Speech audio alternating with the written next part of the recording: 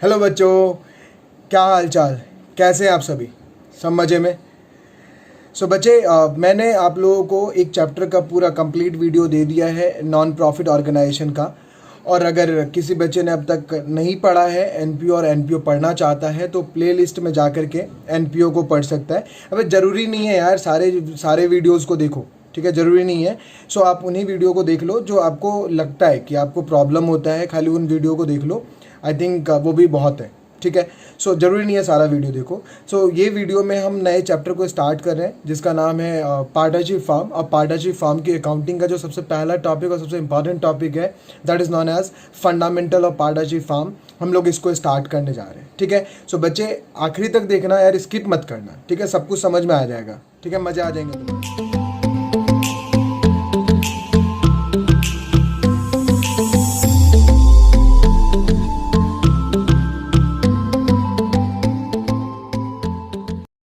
ठीक है बेटे। चलिए हम लोग स्टार्ट करते हैं। तो हम लोगों ने देखा कि नॉर्मली जो ऑर्गेनाइजेशन होता है, हर एक तरीके के ऑर्गेनाइजेशन अपनी अकाउंटिंग करते हैं। और हम लोग अब बात कर रहे हैं, हम लोगों ने सोल प्रोप्राइटरशिप किस तरीके से अपने अकाउंट्स को मेंटेन करता है और कौन से लेजर को तैयार करता है अपने फाइनेंशियल स्टेटमेंट में, इसको हम 11th में पढ़ के आ चुके हैं। 12th में हमने स्टार्टिंग में ही जो है वो एनपीओ नॉन प्रॉफिट ऑर्गेनाइजेशन अपने कौन से अकाउंट को मैनेज करते हैं और किस तरीके से अकाउंटिंग लेजर तैयार करता है, फाइनेंशियल स्टेटमेंट तैयार करता है, वो भी हमने पढ़ लिया। अब बात कर रहे हैं एक नए form of business, this is called partnership firm. ठीक है बच्चे? पार्टनरशिप फार्म जो है वो आपके पेपर में 30 नंबर का कवर होगा, जिसमें हम अभी खाली बात कर रहे हैं फंडामेंटल की। फंडामेंटल का मतलब क्या होता है बेटे? फंडामेंटल का मतलब होता है बेस, किसी भी चीज़ का आधार, है ना? मतलब कि भाई जो ये चैप्टर है, जो ये पार्टनरशिप फार्म है, इस पूरे थिंग का बेस है ये। ये चैप्टर बहुत इंपॉर्टेंट है। प्लीज़ आप लोग जो है वीडियो को स्किप मत कीजिएगा, कंटिन्यूसली इसको देखिएगा। आई एम श्योर सबको समझ में आ जाएगा आपको। हम लोग पढ़ने वाले क्या क्या हैं, तो ये देखिएगा। हम लोग पढ़ने वाले हैं सबसे पहले मीनिंग और फीचर्स पार्टनरशिप फार्म की, कि यार ये पार्टनरशिप फार्म मतलब क्या खास बात है, क्या है इसकी, मतलब ऐਵੇਂ ही मुँह उठाया और पढ़ रहे हैं, ऐसा तो नहीं है। क्या बात है जिसकी वजह से हमें पढ़ना पड़ रहा है, इसको देखेंगे अच्छे से। फिर अगर आप पार्टनर बन जाते हो किसी पार्टनरशिप फार्म के अंदर तो आपको क्या क्या अधिकार मिलता है, ठीक है? और उसके बाद पार्टनरशिप डीड क्या होता है, क्या है ये पार्टनरशिप डीड। फिर हम इंटरेस्ट ऑन लोन, जब हम कोई पार्टनर्स अगर फर्म को एडवांस में पैसा देता है तो बदले में उसको फर्म क्या करती है, इंटरेस्ट देती है। और इंटरेस्ट ऑन लोन किस तरीके से कैलकुलेट किया जाता है, कब कितना कैलकुलेट किया जाता है, उसको अलग अलग केस में हम लोग कवर करेंगे। फिर profit and loss appropriation account कैसे मेंटेन किया जाता है, कैसे इसको प्रिपेयर किया जाता है, इसको कवर करेंगे। ये बहुत इंपॉर्टेंट है, वेरी वेरी इंपॉर्टेंट, ठीक है? क्योंकि यहाँ से क्वेश्चन 6 मार्क्स का आता है। ये 6 मार्क्स का क्वेश्चन या 4 मार्क्स का यहाँ से डेवलप होता है। उसके बाद इंटरेस्ट ऑन कैपिटल और इंटरेस्ट ऑन ड्राइंग, बहुत इंटरेस्टिंग टॉपिक है, क्योंकि पूरे चैप्टर नहीं, पूरे बुक के अंदर ही आपको इंटरेस्ट ऑन ड्राइंग जो है अलग अलग टाइम पे अलग अलग तरीके से कैलकुलेट किया जाता है। ये भी बहुत इंपॉर्टेंट है। प्रिपरेशन, है ना, किस तरीके से पार्टनर्स का कैपिटल अकाउंट तैयार किया जाता है, मतलब फिक्स कैपिटल होता है तो क्या होता है, फ्लक्चुएटिंग होता है तो क्या होता है, इसको हम लोग कवर करेंगे। उसके बाद एक बहुत इंटरेस्टिंग टॉपिक आएगा, this is called past adjustment, जो हमें ये सिखाएगा कि अगर जो हमने पीछे गलतियाँ करी हैं, पास्ट में हमने जो गलतियाँ करी हैं, उनको हम प्रेजेंट में किस तरीके से एडजस्ट करें, उसको कैसे हम शुद्धिकरण करें, राइट। उसके बाद आखिरी टॉपिक आएगा जहाँ पे हम किसी पार्टनर को जो है वो गारंटी देते हैं। Guarantee to partners, right. किस बात की गारंटी देते हैं भैया, किस बात की गारंटी देते हैं? मिनिमम प्रॉफिट अर्न करने की, ठीक है? तो ये प्रॉफिट मिनिमम अर्न करने की गारंटी देते हैं, इसको हम लोग कवर करेंगे। और ये जो आखिरी के टॉपिक है, ये आखिरी का और वो वाला, ये मिला करके बहुत इंपॉर्टेंट है, ये 6 मार्क्स के लिए वेरी वेरी इंपॉर्टेंट, ठीक है? ये बहुत इंपॉर्टेंट टॉपिक है जो आपके पेपर के पॉइंट ऑफ व्यू से देखा जाता है। चलिए हम लोग स्टार्ट करते हैं। मीनिंग एंड, हेडिंग डालो, meaning and features of partnership firm, ठीक है बेटे? देखो, जब हम बात करते हैं meaning and features of partnership firm की, तो सबसे पहले हम बात करते हैं मीनिंग की। मीनिंग क्या कहते हैं? देखो, पार्टनरशिप क्या है? एक बिजनेस रिलेशन है। क्या है? एक इकोनॉमिक रिलेशन हम कह सकते हैं। इकोनॉमिक रिलेशन मतलब ऐसा रिलेशन जो मनी पे डिपेंड ना, ठीक है? मतलब जैसे हमारे भाई बहन के बीच में रिलेशन होता है, ठीक है? दोस्तों के साथ रिलेशन होता है, मम्मी पापा के साथ रिलेशन होता है, गर्लफ्रेंड बॉयफ्रेंड के साथ रिलेशन होता है। ऐसा वाला रिलेशन की बात नहीं हो रही है यहाँ पे। कैसे रिलेशन की बात हो रही है? जो बिजनेस रिलेशन होता है या इकोनॉमिक रिलेशन होता है, जो कि कम से कम 2 और ज़्यादा लोगों के बीच में होता है, ठीक है, जो क्या करते हैं भाई किस बात के लिए, सो जो शेयर करते हैं किसको, प्रॉफिट एंड लॉस को, ठीक है, प्रॉफिट बांटने आते हैं, लॉस तो मजबूरी होता है, सो प्रॉफिट एंड लॉस को। और बिजनेस जो है वो कौन चलाएगा भाई, तो या तो सभी चलाएंगे और या फिर कोई उनमें से जो डिसाइड किया जाएगा वो चलाएगा, ठीक है बच्चे। तो इसको हम नाम देते हैं पार्टनरशिप। तो मुझे एक बात समझ में आ गया कि पार्टनरशिप क्या है, एक बिजनेस या इकोनॉमिक रिलेशन होता है, पहली बात। दूसरी बात, कितने लोगों के बीच में, सो कम से कम 2 और या 2 से ज़्यादा लोगों के बीच में। तीसरी बात कि वो लोग क्या करते हैं, तो वो लोग प्रॉफिट एंड लॉस को शेयर करते हैं, ठीक है, जो भी बिजनेस में होता है। और चौथी बात कि बिजनेस जो है वो सभी चलाते हैं या कोई उनमें से एक चलाता है, मतलब कोई भी उनमें से चलाता है, डिसाइडेड लोग, ठीक है। सो ये मेरे को बताता है पार्टनरशिप फॉर्म की मीनिंग, राइट, पार्टनरशिप क्या होता है। अब इसके बाद आता है कि बेटा ये जब पार्टनरशिप मुझे समझ में आता है तो यहाँ पे ना 1-2 टर्म होते हैं जो बहुत क्लेरिफाई कर लेना चाहिए, क्योंकि ये पेपर में कई बार पूछ लिया जाता है, ठीक है। क्या पूछा जाता है, देखो मान लेते हैं लेट्स से ए, बी और सी। ए एक पार्टनर है, बी भी एक पार्टनर है और सी भी एक पार्टनर है, ठीक है। और ये तीनों मिल जाते हैं और एक बिजनेस को स्टार्ट करते हैं। ये तीनों मिल जाते हैं और एक बिज़नेस को स्टार्ट करते हैं। और जब ये तीनों मिल जाते हैं तो इनके बीच के रिलेशन को हम लोग बिज़नेस रिलेशन बोलते हैं या इकोनॉमिक रिलेशन बोलते हैं, क्योंकि ये लोग प्रॉफिट एंड लॉस की बात कर रहे हैं, ठीक है, बिज़नेस को चलाने की बात कर रहे हैं, ठीक है। इनका जो रिलेशन है वो मनी बेस्ड है, मनी पे बेस्ड है, तो इकोनॉमिक रिलेशन होता है। अब ये तीनों मिल करके जो फॉर्म करेंगे वो क्या कहलाता है, वो कहलाता है पार्टनरशिप। वो क्या कहलाता है बेटे, पार्टनरशिप। और जहाँ ये लोग काम करेंगे वो क्या कहलाता है, पार्टनरशिप फर्म, ठीक है, पार्टनरशिप फर्म। अब ये तीनों जो है इंडिविजुअली इनको हम क्या नाम देते हैं, ये है पार्टनर ए, ये है पार्टनर बी और ये है पार्टनर सी। ये क्या है, पार्टनर सी। तो एक बात तो मुझे समझ में आ गया, क्या समझ में आया भाई, तो जब हम इंडिविजुअली बात करते हैं ए बी सी की, तो इंडिविजुअली कॉल्ड पार्टनर। जब हम इंडिविजुअली बोलते हैं तो पार्टनर बोलते हैं, और जब हम कंबाइन कर देते हैं कलेक्टिवली, और कलेक्टिवली अगर हम बुलाते हैं तो हम उसे क्या बोलते हैं, partnership firm. Partnership firm clear है सबको। चलिए अब इतनी बात अगर समझ में आ गई तो थोड़ा सा आगे बढ़ते हैं, ठीक है बेटे। सो नेचर ऑफ बिजनेस या पार्टनरशिप, जब मैं बात करता हूँ नेचर या पार्टनरशिप के बिजनेस के नेचर के बारे में, तो बच्चे हम इसको किस तरीके से कैटेगराइज करते हैं कि जो पार्टनरशिप का नेचर होता है ना, उसको हम लोग 2 तरीके से एक्सप्लेन करते हैं, ठीक है। इसके नेचर को हम लोग 2 तरीके से एक्सप्लेन करते हैं। कैसे, एक हम लीगल एस्पेक्ट में जब बात करते हैं, लीगल एस्पेक्ट से बात करते हैं, और दूसरा अगर हम जब अकाउंटिंग एस्पेक्ट से बात करते हैं, ठीक है, अकाउंटिंग एस्पेक्ट से बात करते हैं। ये 2 एस्पेक्ट से हम बात करते हैं, तो दोनों के अप्रोचेस अलग अलग हैं। जब हम लीगली बात करते हैं तो हम कहते हैं कि partnership, partner and partnership firm are same. कहने का मतलब क्या है कि जब हम लीगली तौर पे बात करते हैं तो कहते हैं कि पार्टनर और पार्टनरशिप फर्म जो होते हैं वो सेम होते हैं। इसका मतलब क्या होता है, डज नॉट,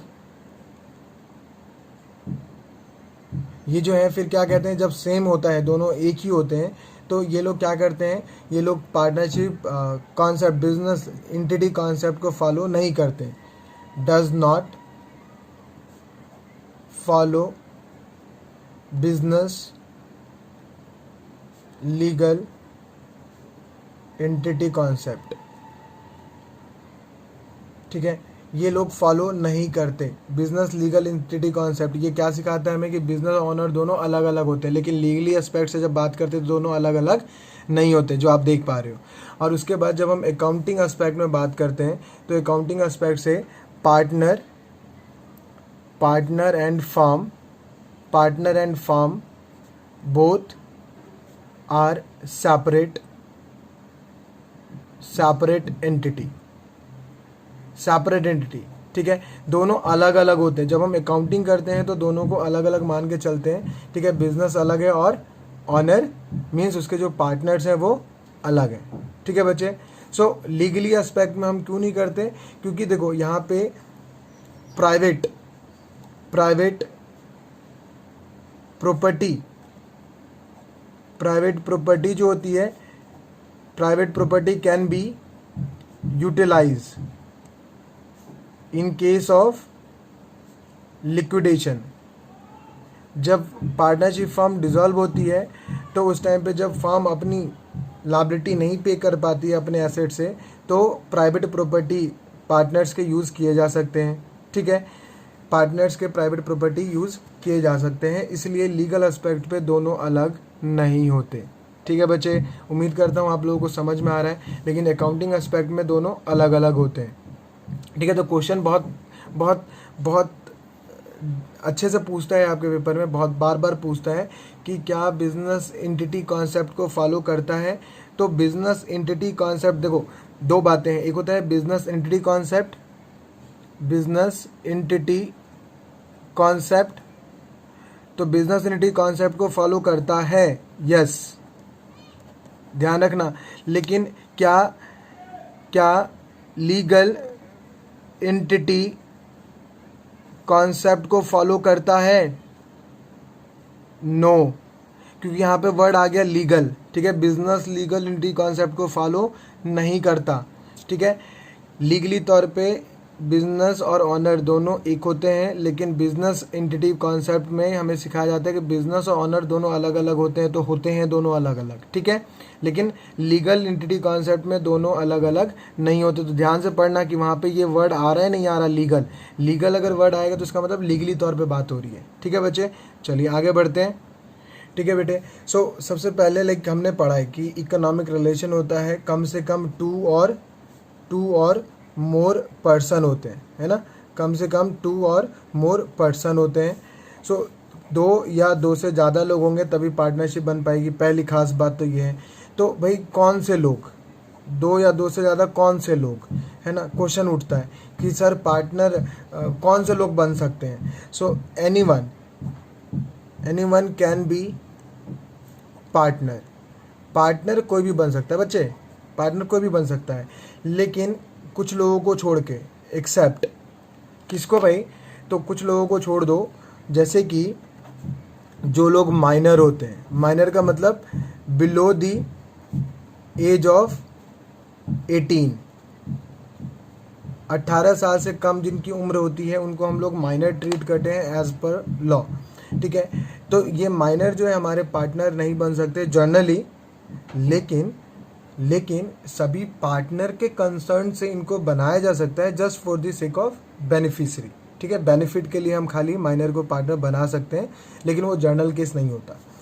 दूसरा कि और कौन पार्टनर नहीं बन सकते, तो और कौन पार्टनर नहीं बन सकता बेटे, तो जो पर्सन अनसाउंड माइंड होता है ना, पर्सन ऑफ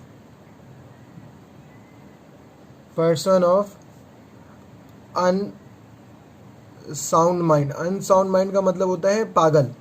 ठीक है, कहने का मतलब ऐसे लोग जो किसी भी चीज़ के किसी भी टर्म एंड कंडीशंस को जो समझ ही नहीं सकते, जिस सेंस में कहा जा रहा है उस सेंस में जब वो समझने की कैपेबिलिटी नहीं होती उनके पास, तो उनको हम लोग मान लेते हैं कि अनसाउंड माइंड है वो। ठीक है, जैसे आप लोगों को जो मैं पढ़ा रहा हूँ, जो मैं बता रहा हूँ, आप सबको समझ में आ रहा है, तो आप सभी कैसे हैं, साउंड माइंडेड है। लेकिन अगर यही चीज़ अगर यही चीज़ किसी पागल को समझाऊंगा तो उसे समझ नहीं आएगा कि भाई मैं बोल क्या रहा हूँ। ठीक है, हम पढ़ क्या रहे हैं। सो अल्टीमेटली आप सभी साउंड माइंड है, और जो लोग पागल होते हैं वो अनसाउंड माइंड कहलाते हैं, वो लोग पार्टनर्स नहीं बन सकते। ठीक है, क्योंकि वो पार्टनरशिप के टर्म्स एंड कंडीशंस जो बातें कही गई हैं उन्हीं को वो समझ नहीं पाएंगे। उसके बाद जो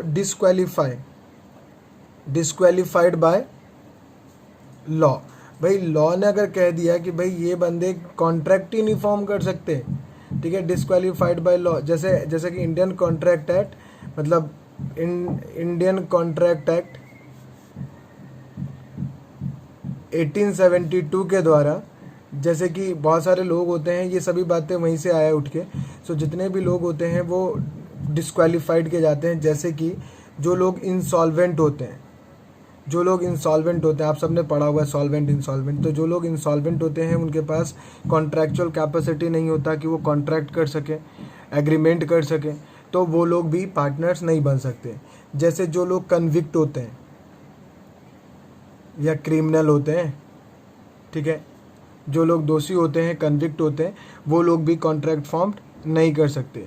जैसे कि एलियन एनिमी जो होते हैं, ये जो दूसरे देश, एलियन मतलब दूसरे देश के, फॉरेन कंट्री के लोग, एनी मतलब दुश्मन। जब मतलब दो कंट्री के बीच में वॉर डिक्लेयर हो जाता है, उस टाइम पे जो दो कंट्री के लोग हैं वो सिटीज़न आपस में क्या बन जाते हैं, एलियन एनिमी बन जाते हैं। और जितने भी कॉन्ट्रैक्ट होते हैं एक दूसरे के बीच में, वो सारे कॉन्ट्रैक्ट जो होते हैं वो कैंसिल हो जाते हैं, ठीक है। सो ऐसे भी पार्टनरशिप फॉर्म में तो ऐसे लोग नहीं हो सकते हैं पार्टनर्स, लेकिन इसके अलावा सभी लोग पार्टनर्स बन सकते हैं। अब सर कम से कम 2 लोग, लेकिन ज़्यादा की क्या लिमिट है? तो बेटे मैक्सिमम, ध्यान से सुन लेना क्योंकि ये कई बार पूछ लेता है। मैक्सिमम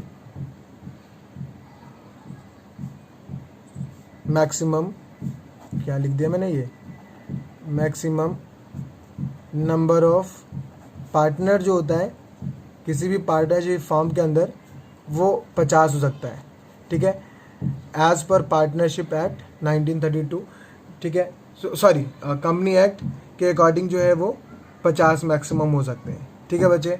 उसके बाद इनके बीच में होता क्या है, इनके बीच में एग्रीमेंट होता है, ठीक है, कि बिज़नेस जो करेंगे वो कैसे करेंगे, इनके बीच में एग्रीमेंट होता है, जिसको यहाँ पे हम लोग नाम क्या देने वाले हैं, पार्टनरशिप डीड, पार्टनरशिप डीड, ठीक है, जिनको हम यहाँ पे नाम रखते हैं partnership deed.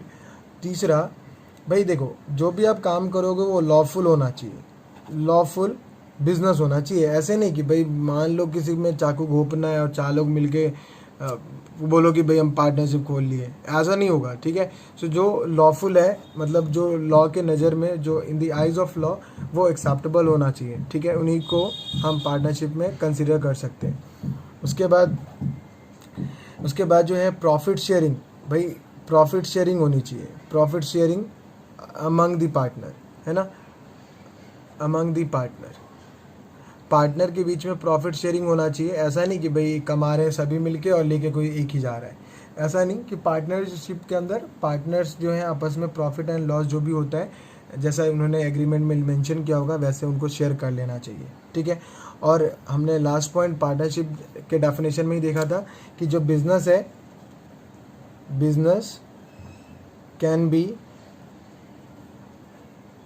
Carried by all और एनी ऑफ देम, या तो बिजनेस सभी मिलके चलाएं और या उनमें से कोई एक्ट करेगा एज एन एक्टिव पार्टनर के रूप में जो काम करेगा, ठीक है। सो ये फीचर्स हैं एनपीओ के, नॉन प्रॉफिट ऑर्गेनाइजेशन के। इसके बाद आता है बेटे कि राइट क्या होता है, चलो जल्दी से लिख लो यहाँ तक फटाफट, ठीक है। और इसी में एक बात और कि जो बिज़नेस में जो भी काम करेगा, ठीक है, चाहे वो पार्टनर के रूप में काम कर रहा है और वही जो है वो एक्टिव भी है, तो जो पार्टनर्स हैं और जो वर्किंग पार्टनर, उनके बीच का जो पार्टनरशिप फॉर्म और उनके बीच का जो रिलेशन होता है as an principal and agent का होता है, जो आप लोगों को ग्रेजुएशन में पढ़ने को मिलेगा इंडियन कॉन्ट्रैक्ट एक्ट 1872 के अंदर, कॉन्ट्रैक्ट ऑफ एजेंसी, ठीक है। तो उसमें आपको सीखने को मिलेगा डेप्थ में कि जो रिलेशन होता है उसके ऑनर के बीच में, मतलब पार्टनरशिप फॉर्म के और ऑनर के बीच में, वो as an principal and agent के रूप में होता है, ठीक है बेटे।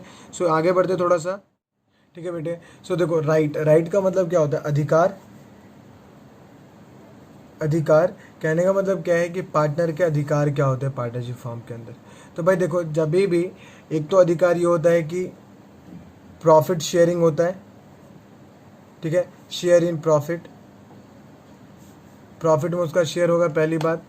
दूसरी बात कि वो जब चाहे तब पार्टिसिपेट कर सकता है, पार्टिसिपेट इन मैनेजमेंट, मैनेजमेंट में भाई पार्टिसिपेट करने का अधिकार रखता है वो, ठीक है, जो भी मैनेजमेंट होगा। ऐसा नहीं कि भाई कहेंगे नहीं नहीं नहीं तू मैनेजमेंट में नहीं आ सकता, ठीक है। सो मैनेजमेंट का अधिकार होता है उसके पास। उसके बाद कंसल्ट कर सकता है भाई, जो भी ठीक लगता है वो अपना व्यू ओपिनियन रख सकता है, ठीक है। Consult about the affair of business,